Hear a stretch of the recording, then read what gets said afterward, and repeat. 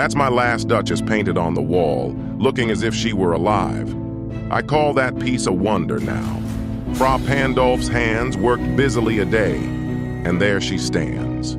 Will't please you sit and look at her?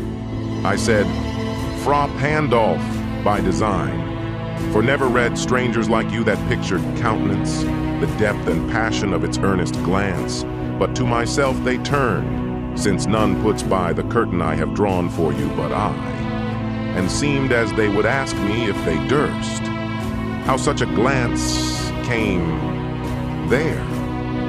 So, not the first are you to turn and ask thus.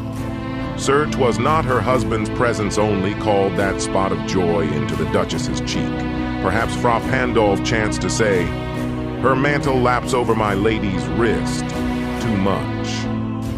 Or, paint must never hope to reproduce the faint half-flush that dies along her throat. Such stuff was courtesy, she thought, and cause enough for calling up that spot of joy. She had a heart, how shall I say, too soon made glad, too easily impressed. She liked whate'er she looked on, and her looks went everywhere. Sir, 'twas all one. My favor at her breast, the dropping of the daylight in the west, the bough of cherries some officious fool broke in the orchard for her, the white mule she rode with round the terrace.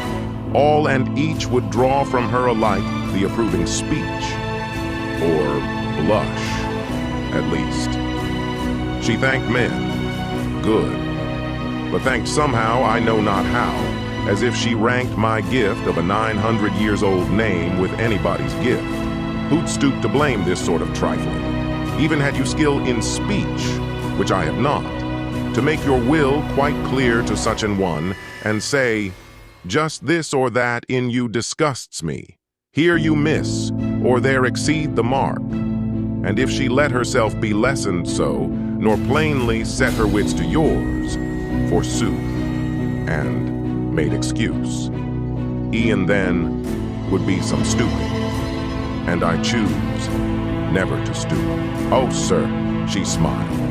No doubt, whene'er I passed her, but who passed without much the same smile? This grew, I gave commands, then all smiles stopped together. There she stands, as if alive. Will't please you rise? We'll meet the company below then. I repeat, the Count your master's known munificence is ample warrant that no just pretense of mine for dowry will be disallowed, though his fair daughter's self, as I avowed at starting, is my object. Nay, we'll go together down, sir. Notice Neptune, though taming a seahorse, thought a rarity, which clouds of Innsbruck cast in bronze for me.